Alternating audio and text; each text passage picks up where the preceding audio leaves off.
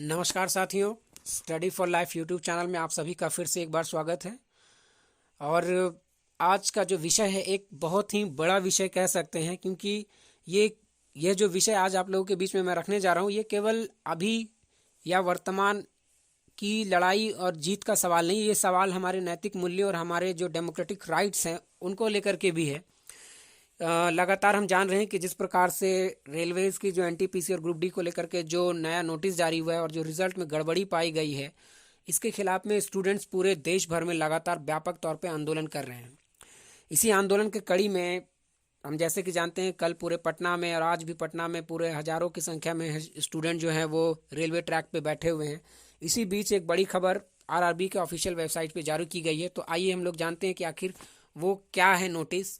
सबसे पहले आप ये जान लें कि अब क्या छात्र अपने हक के लिए लड़ाई भी नहीं लड़ेंगे? अब छात्र अपने हक के लिए लड़ेंगे भी नहीं। और ये अगर तानाशाह नहीं है तो और क्या है? मतलब जो मैं कह रहा हूँ कि ये तानाशाही नहीं, तो आखिर क्या हुआ ऐसा चीज़ जो ये तानाशाही है? आइए हम लोग जानने का प्रयास करते हैं। सबसे पहले आप आरआरबी के ऑफिशियल वेबसाइट, किसी भी आरआरबी के ऑफिशियल वेबसाइट पे चले जाएं। मैंने आरआरबी रांची की ऑफिशियल वेबसाइट पे गया हूं और वहां पे आप देख सकते हैं कि 25/1/2022 के एक नोटिस जारी किया गया और मैंने इस नोटिस को डाउनलोड कर लिया। आइए इस नोटिस में है क्या वो हम लोग आप लोग के बीच में हम लोग रखते हैं। तो आप जैसे कि इस नोटिस को देख रहे हैं, ये जो नोटिस है ऑफिशियल वेबसाइट से डाउनलोड किया गया और इसमें लिखा हुआ है भारत सरकार रेल मंत्रालय रेलवे भर्ती बोर्ड सूचना। इसमें यह लिखा गया है कि यह संज्ञान में है कि रेलवे नौकरी के इच्छुक जो उम्मीदवार हैं वो रेलवे पटरी पर विरोध प्रदर्शन, ट्रेन संचालन व्यवधान, रेलवे संपत्ति को नुकसान पहुंचा रहे हैं और वो जो कई प्रकार से गैरकानूनी गतिविधियों में संलिप्त हुए हैं। इस तरह की गतिविधि कहीं भी अनुशासन, मतलब ये जो गतिविधियां हो रही हैं, आंदोलन हो रहा है, ये कहीं से भी सही नहीं है। और ये रेलवे बोर्ड के द्वारा से कहा जा रहा है इस ऑफिशियल वेबसाइट के ऑफिशियल नोटिस के अनुसार। तो जो ऐसे उम्मीदवार जो सरकारी नौकरी रेलवे के लिए अनुपयुक्त बताया गया, जिनको मतलब जो सिलेक्शन नहीं हुआ है, ऐसी गतिविधियों के वीडियो की विशेष एजेंसियों की मदद से जांच कराई जाएगी। यानी जो वीडियो रिकॉर्डिंग करके जांच कराई जाएगी, मतलब कहा जाए तो एक प्रकार से धमकी दी जा रही है स्टूडेंट्स को। और जांच करवा करके गैर कानूनी गतिविधियों में अगर उनकी भागीदारी पाई जाती तो कानूनी कार्रवाई के साथ साथ उनको भविष्य में नौकरी भी नहीं दिया जाएगा और उनको आजीवन प्रतिबंधित किया जाएगा। मतलब अभी देख सकते हैं कि सभी आरआरबी सत्यनिष्ठा से उच्चतम मानकों को बनाते हुए निष्पक्ष और पारदर्शी तरीके, मतलब ये जो अपनी बात वो कुल मिला के वो यही चीज़ को कह रहे हैं बोर्ड की तरफ से कि जो लोग विरोध प्रदर्शन कर रहे हैं वो बहुत गलत कर रहे हैं और जो लोग कर रहे हैं गलती विरोध प्रदर्शन करके, उनके खिलाफ गैर कानूनी जो है गतिविधि जो किया जा रहा है, प्रदर्शन किया जा रहा है, अपने हक की बात की जा रही है, मतलब जो गड़बड़ियां हुई उसको उजागर करने का काम स्टूडेंट्स कर रहे हैं, अपने अधिकारों को मांग रहे हैं।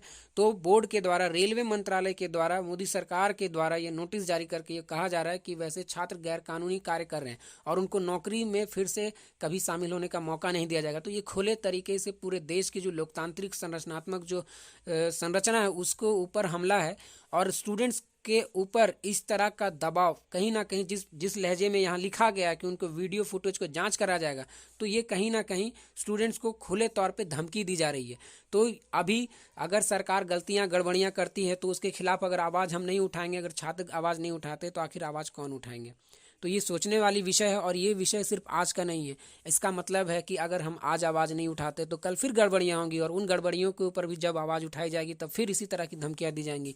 तो अभी सोचने की बात है, क्या आंदोलन करना, अपनी जो गलतियाँ हुई उसके खिलाफ आवाज़ उठाना गलत है?